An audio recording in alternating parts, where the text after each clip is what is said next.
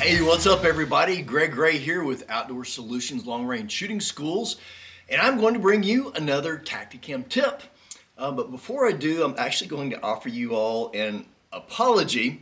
So I've actually already shot this video, and in this video, I used three different cameras. The one that I'm talking to you on right now, and then a backup camera or a side camera for a different angle was a GoPro I had over here to my right, and then we utilized the Tactacam for the Spotter LR. And something happened whenever I went to put everything together. The footage that was on the camera that I'm talking to you now is gone. I don't know what happened to it, and that's the camera that I talked to. The others were just for backup, and then the Tactacam LR, obviously for showing you the target. But here's my problem. It's a video that really needs to come out like right now because of the season and what it's for. What we're going to talk about is how to prepare for your hunt. Rifle season is here, and that's what this introduction is for. And I don't have all the equipment here that I need to redo the video, and if I don't do it now, it'll just be too late. So my apology is that we are going to utilize all the footage from the GoPro that was over here, but I'm looking this way at how I'm looking at you right now. So it looks like I'm kind of ignoring the camera and just talking off into space to whoever. That's not the case. So my thought process was that a video where I'm not looking into the camera, basically it's going to be like this, is how I'm talking to the camera, is better than no video at all. There's some tips on there that are really good for guys that are getting ready to go out into the field on opening rifle season. So that is the purpose of this video. Hope you guys like it, and I will see you guys on the next video.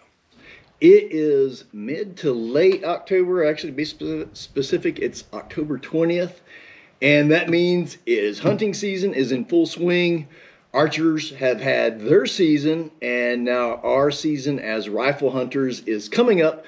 So I just want to share a quick video with you as to what myself and our team does whenever we're preparing our rifles to go out on a hunt. So it's not very difficult, but we do the same things every time. So I just want to share a few of those tips with you.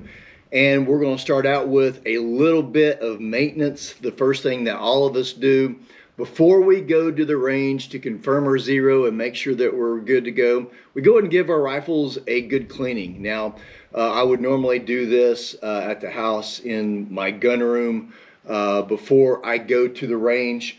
But what I brought with me today is my kit that I keep in my backpack. Normally, it would be using just a regular fiberglass rod, a push rod with my patches, and then all of my cleaners that I use. But what I brought with me today, we use a lot of products from Breakthrough Technologies. This is actually a small pack that I just keep in my backpack in case I need it whenever I'm out in the field. It has my solvent in it, and then it also has oil that I need to make sure that everything is running smoothly. In addition to that, the other thing comes in this little case here is what they call their battle rope. Obviously, it is going to be caliber specific for the size that you get, and utilizing it alone will at least clean your barrel, but it's not going to be a deep clean like what you would with patches and a straight push rod and your solvents. You can still use solvents with it, but anyway, you just want to make sure that it's clean. Then as you're checking your zero, you're going to be fouling your barrel again so that you're not shooting on a clean barrel. I have seen hunters make that mistake. They go to the range, they confirm their zero, maybe shoot out a little bit further, based on how far their range goes, and then they clean their barrel, and they're going out in the field with a brand new shiny clean barrel that hasn't been fouled, and as you know, that can affect your impact. So my suggestion is clean your rifle first before you go to the range for the final time, before you go on your hunt.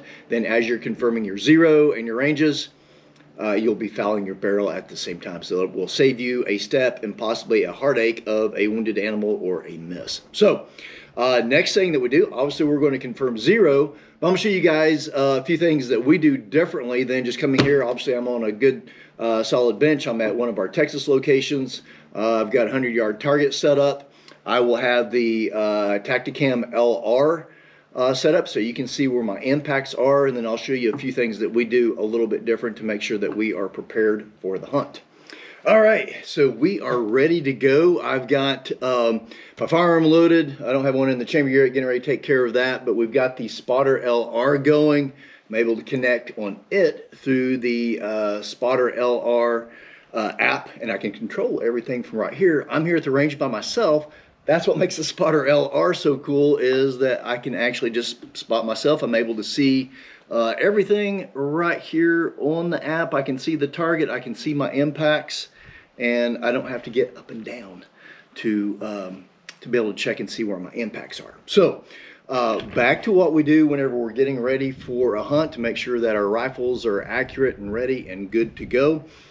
First thing that we do is a 3-round group. 5-round group is not necessary. We're looking at getting on minutes of vitals. We're not trying to shoot quarters at 1,000 yards. So 3-round group will tell me if my rifle is where I need it to be. So that's the first thing that we're going to do. We will find a spot here on the target that is clean. Now I am running suppressed. As far as my setup here, I have got a Benelli Lupo in 6.5 Creedmoor. Running a Zeiss V4.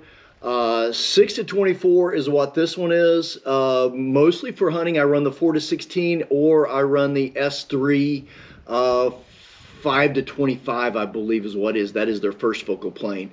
And then as far as a suppressor, I have the Silencer Co.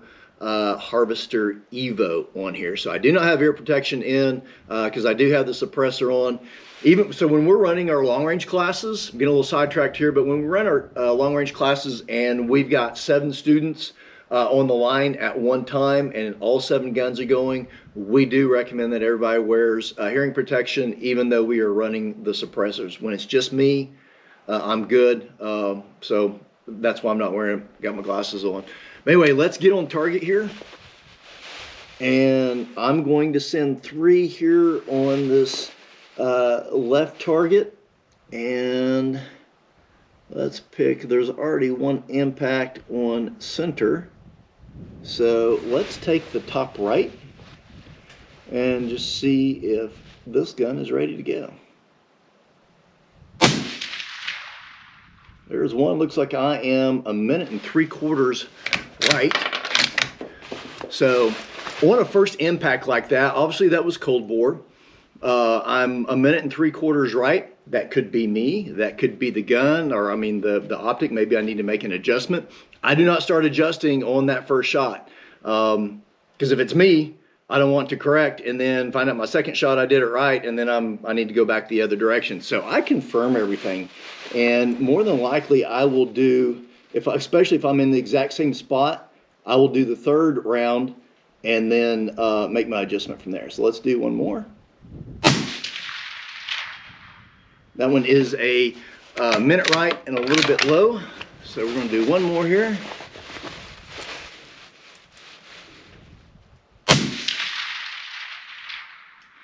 Okay, so the first one is a minute and 3/4 to the right. And then the last 2 are 1 minute right next to each other. And actually, when I look through there and look right here, my Spotter LR.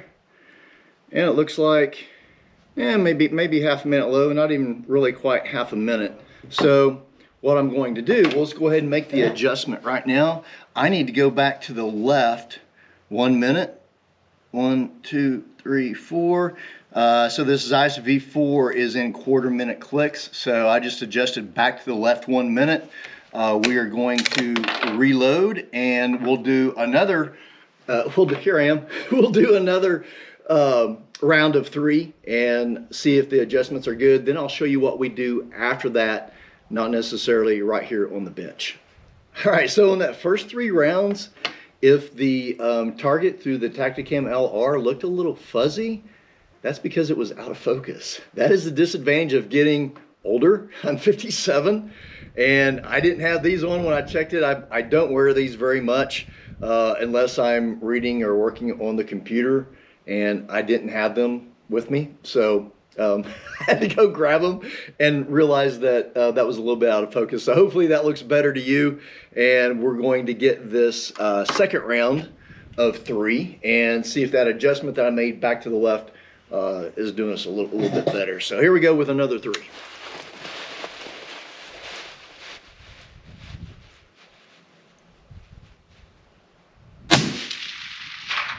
I would say that is a little bit better.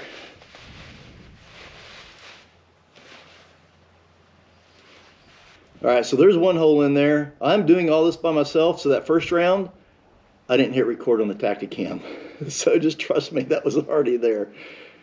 Here we go, round 2. Low and left.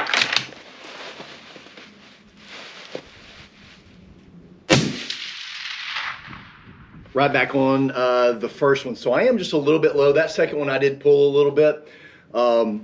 I am just a little bit low, so I probably need to come up about half a minute. But now at least we have a confirmed 0. I'll make my adjustments and bring that up half a minute. But now we know where we are. So here's where we do something a little bit different. This is what I see so many people do when we go to a public range. If I'm not down here at one of our ranges, is people do just exactly what I just did at 100 yards. And they call it good. But here's where the issue is. I am on a very nice, steady bench.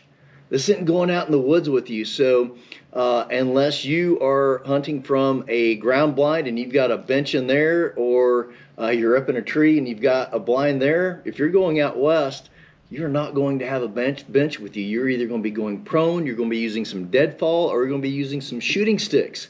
So if that's what you're going to be utilizing, probably makes sense that that is what we should use whenever we practice. So that's what I'm going to do here. Obviously, I am on a private range, so I don't have to worry about any other shooters. I do understand that when you go to a public range that you can't be in front of the firing line because we don't want to get shot.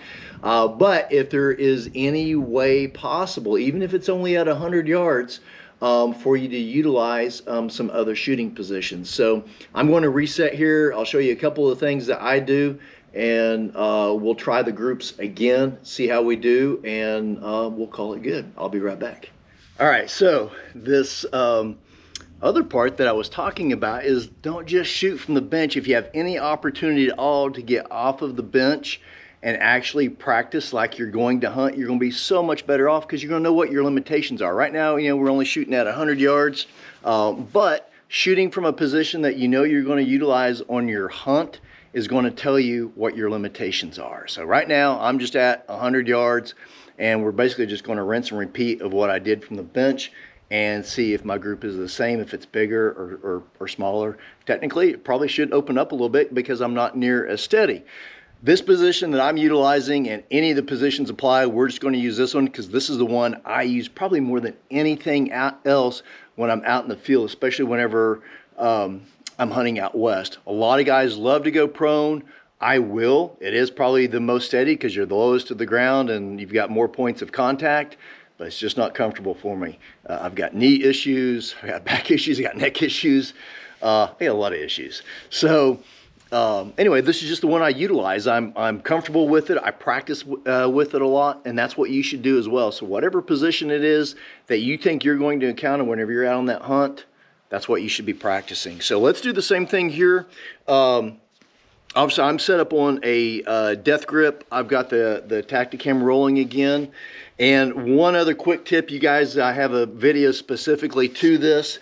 Whenever I'm out in the field, I almost always have one of these attached to my backpack whenever I'm out hunting. It's just a bag. We utilize them here during our long range classes, and it gives you just another point of contact, something that I can rest my elbow in.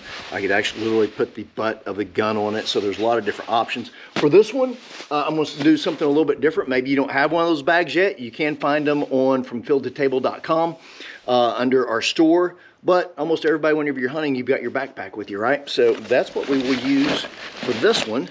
And if I've got time for a setup, maybe I'm glassing and I've got time to get my tripod set up like this, and I'm glassing an area and I know maybe a buck or a bull's going to come out of a certain draw, I've got time to set up and scan my area and get set up. So let's go ahead and check and see how we do from tripod here. So now I'm going to go to the bottom left. Okay, that one looks good.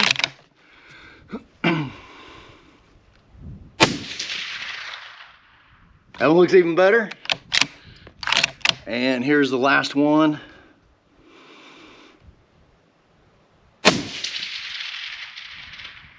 That one not so good. It's still good. Obviously still right on vitals. We are only at 100 yards, but it tells me what my limitations are, you know? So now if we wanted to, we could start go ahead and reaching out a little bit further. In fact, let's just go ahead and do that. I'll set up again.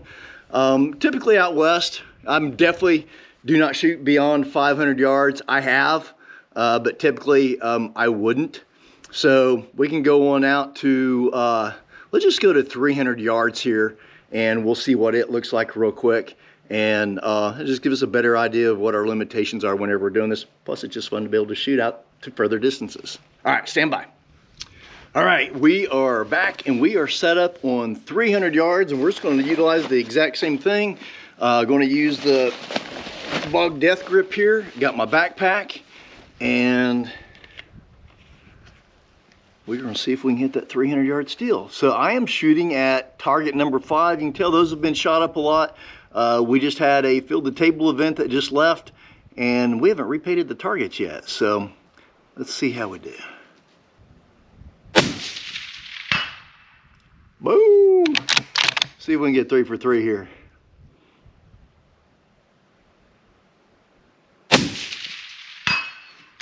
Boy, don't you love that sound?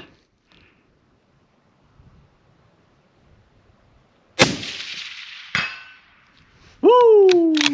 All right, so I hope that video was helpful to you all. It is, I'm sorry, I'm dodging here. It's November and the sun is out. It's actually really nice. It's like, I don't know, 78, 79 degrees, and wasps are flying everywhere. One was flying right to me, so that's why I'm a little flinchy here. But anyway, I hope that video was helpful. The best thing that I can tell you, if at all possible, when you go to the range, or if you have room, if you've got some property or something, don't just use the bench. Try to utilize the position that you think you're going to hunt from the most whenever you're getting ready for whatever your next hunt is. So appreciate you guys watching. If you would do us a favor, leave us a comment, let us know what you think. Let us know what you would like to see next. And quite a few of you have been doing that for us now, and it's been a huge help. We've got our next 2 or 3 videos coming up are from suggestions from you guys. So that is greatly appreciated. Obviously hit that subscribe button for me and give us a like. It helps us a ton out with YouTube. So appreciate y'all. See you on the next video.